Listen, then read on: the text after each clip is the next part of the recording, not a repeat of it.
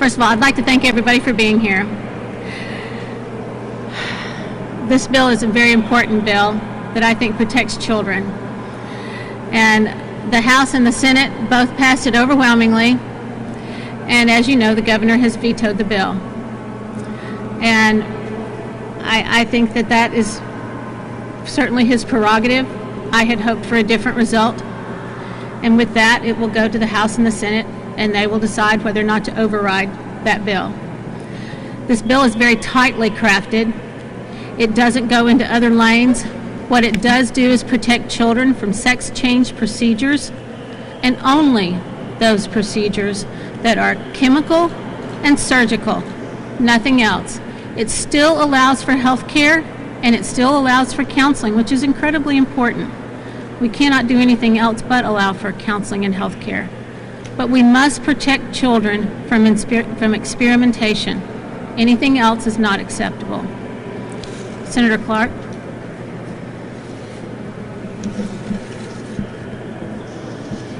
Thank you, Representative. I don't have any prepared remarks. I told the governor this morning when he called me, same thing that I will tell you, that I was shocked and disappointed at the veto. I think the science, the real science, is very clear. One of the most instructive things I found was the British High Court decision in December, where they have been doing it, allowing adolescents to make these decisions for some time. And the court ruled with a case brought by a young woman who had had a double mastectomy, who questioned why she hadn't had more counseling of some other kind. And the courts ruled that they could no longer do any of these treatments without a court order, which basically meant they wouldn't happen on anyone under 16, and they said that they didn't see, even in 16 and 17-year-olds, how it could be done. And I'm paraphrasing. I didn't go look up the exact words. I used the exact words on the Senate floor. They said, we don't see how it is possible to explain to an adolescent the long-term implication of these treatments. And they are exactly right. How can you explain to an adolescent the long-term implications of these treatments?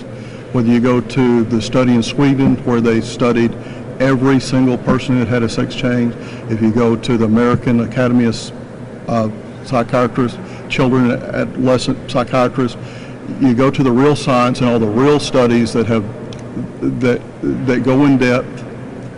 How do we not protect children? When you're 18, you can do anything you want. Before that, as I expressed before, my heart goes out to children who truly have a confusion about gender. My heart goes out to their parents. I can't imagine what it would be like to be in that situation. That makes them vulnerable. And if you follow that case in Great Britain that goes back 36 psychiatrists, the only clinic in Great Britain that does this type of procedures and does these type of treatments. These psychiatrists knew where they were going to work.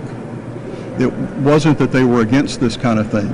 And 36 had resigned over a period of just a few years because they said they had been harassed and pressured to make the diagnosis of gender dysphoria and transgender, and were called homophobes if they did not. And that's one of the conversations that the governor and I had this morning, is it just trust the doctors. And I said, no, until they're 18. Let's take the politics, let's take the emotion out, and let's just protect kids. And so like I said, I'm profoundly disappointed because we have no choice but to protect kids. I am confident that the legislature will do that. I'm sorry the governor wasn't with us.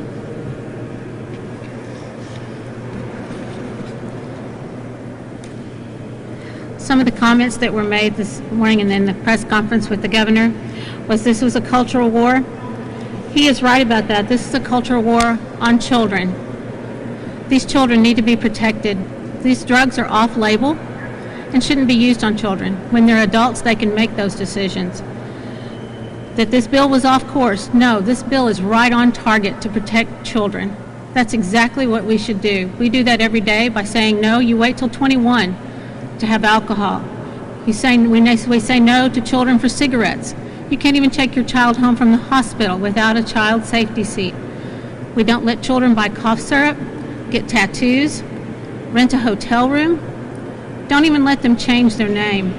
Why in the world would we ever allow them to do something so life-threatening, not life-threatening, life-changing until they're 18 and can understand the long-term consequences? After they're 18 and they can make those decisions, that's their decision, not mine. So this is a very tightly crafted bill for that specific purpose. I'll open it up to any questions. Do you have majorities in both houses on riders? I don't know. We'll find out. We had a lot of sponsors on those bills, both in the House and the Senate. We had 70 yes votes in the House and I believe 27 or 28 in the Senate. So we'll see. You appealed to fellow conservatives, you said, to see it his way and that this was an overreach. Beyond the scope of what small government conservative Republicans typically do, how do you respond? You know, I think it's interesting. This weekend, the Women's Liberation Front, which is a radical leftist women's group, reached out to us and thanked us for the bill. This isn't just a Republican bill or a conservative bill. This is a bill about protecting children. And I emailed the leader back thanking her for her stand for children. And she said, I look forward to shaking your hand. And I said, I look forward to shaking your hand. Thank you for standing up for children and girls all over the country. So I don't think we should label it one particular group over the other. When Franklin Graham and the Women's Liberation Front both say we need to protect children, I think we'd better listen that we need to protect children. When doctors and psychiatrists say we need to protect children, we need to protect children. In his remarks earlier today, the governor indicated that he might be more inclined to sign a bill that would make more surgeries or that grandfathered in people that are already using hormone treatment. Are those changes you would consider? I'm just now hearing about these changes today. I don't want to comment on anything that I'm just now hearing about. When do you think you'll bring this back to the House? I don't know. How shocked were you to hear of the governor's veto? I'm assuming that you might have been relatively confident that he would sign this into law, correct? I'm never confident about anything down here. I never know, but I am somewhat surprised and disappointed because the governor, I feel like, does want to protect children. So I can't speak for him. On that note, the governor did say that he didn't think that the state should necessarily interfere with decisions like this when it comes to a family. If parents are okay with it, doctors are okay with it, children are okay with it, why should the state intervene? Was not one of the things that he said. How do you respond? Well, we've already intervened on other things that protect children all the time. Seatbelts are a good example. Marijuana is a good example. Alcohol is a good example. Cigarettes are a good example. I've got a list about as long as my arm of places that we say no, we need to put a marker down and protect children.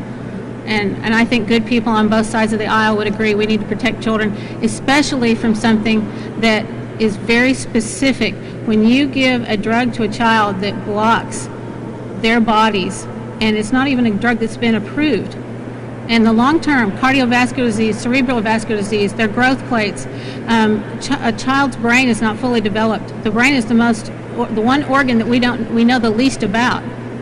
So we're interfering in a process here that we don't need to be interfering in. We need to stand up and say, children first. Let them grow up. And then they can make their own decision. I think I've answered everybody's questions. Thank you so much for coming out with a short period of time. We do have a press statement if you would like it. I'd love to make sure you have it in your hands. Thank you again. Senator Clark, is there anything else you would like to add? Thank you. Thank you again.